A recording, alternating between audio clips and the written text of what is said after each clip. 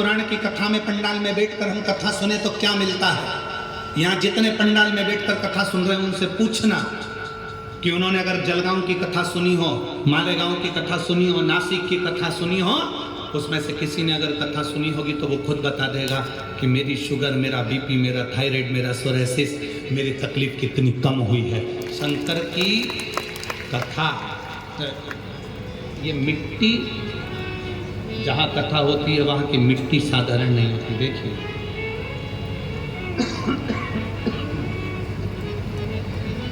सोमंका अतुल सिंह चौहान, भड़गांव, जिला जलगांव।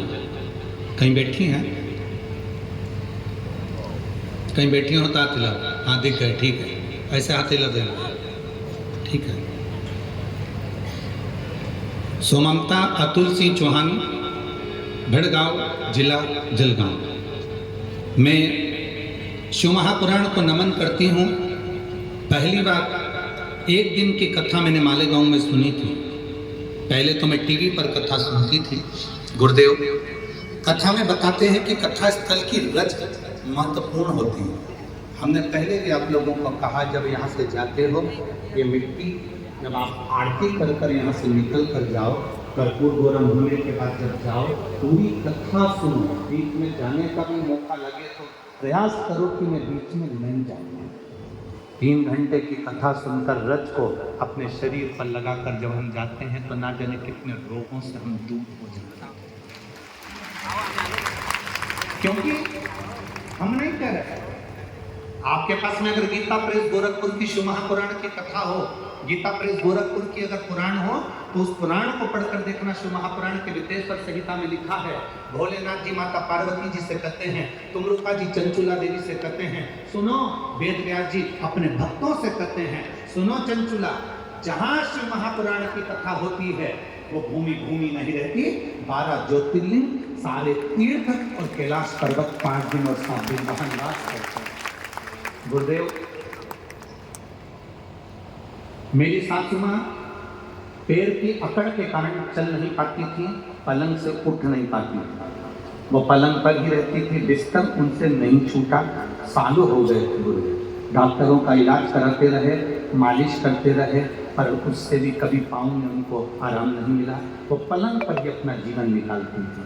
मैं जब पहली बार जलगांव की कथा सुनने आई तो वहाँ से थोड़ी सी मिट्टी वहाँ से उठा कर ले गई और बाबा को प्रणाम कर लेकर मैं वो मिट्टी अपने घर पर पहुँची। मेरी सास मुझसे पूछी, तू कथा सुन आई? मैंने कहा हाँ। क्या लेकर आई? मैंने कहा ये मिट्टी लेकर आई, कल से अपन दवाई नहीं लेंगे और इस मिट्टी को शरीर पर लगाएंगे।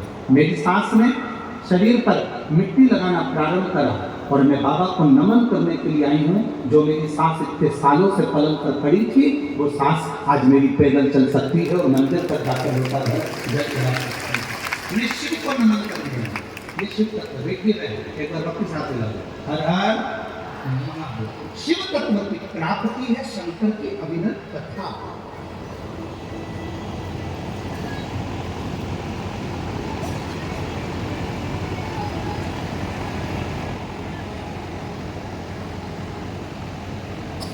बाबा मैं तेरी हवा विच उड़ती जाऊंगी, बाबा तोर हर को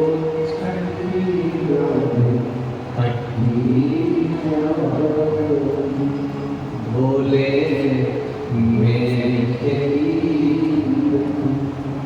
शंभो।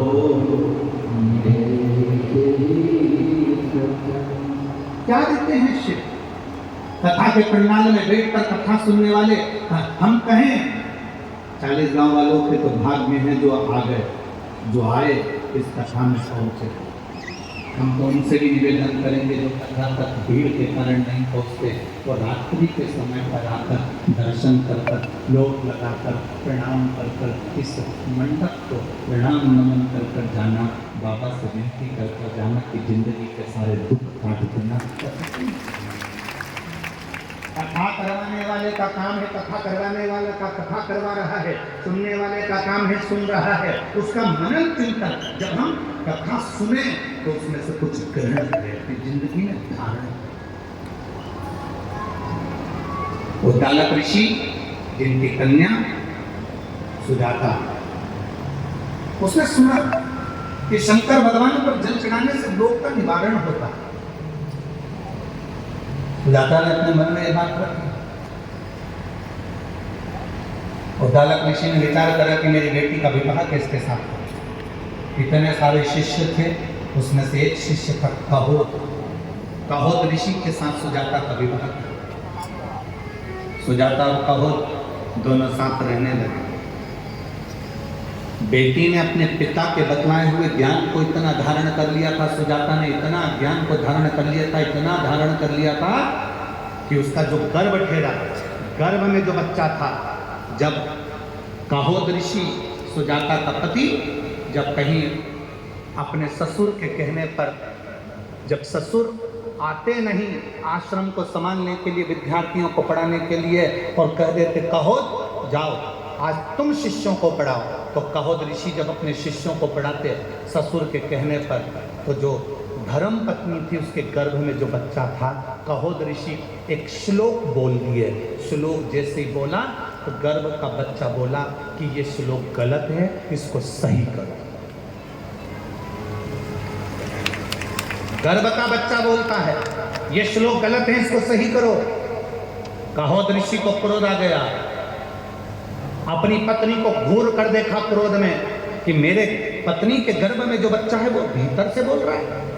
कहोत ऋषि को क्रोध आया और हाथ में जल लेकर उसने श्राप दे दिया कि मेरी पत्नी के गर्भ में जो बच्चा है वो विकलांग पैदा हो।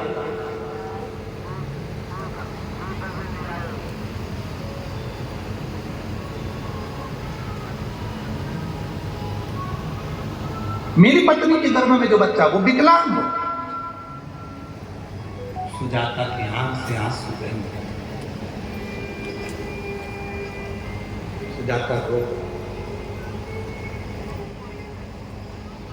हाथ में जल का पात्र। सुजाता आश्रम में जो शिव जी का मंदिर था वहां जल चढ़ा रहे, नैनों से जल चढ़ा। बाबा दूसरे से क्या आस रखूं, मेरे पति ने मुझे श्राप दे दिया कि तेरे गर्भ में जो बच्चा है वो विकलांग होगा।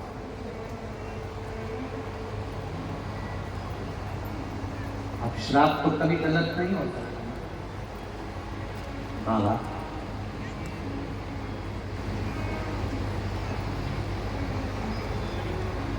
अब आपको संभालना है। जल चढ़ाती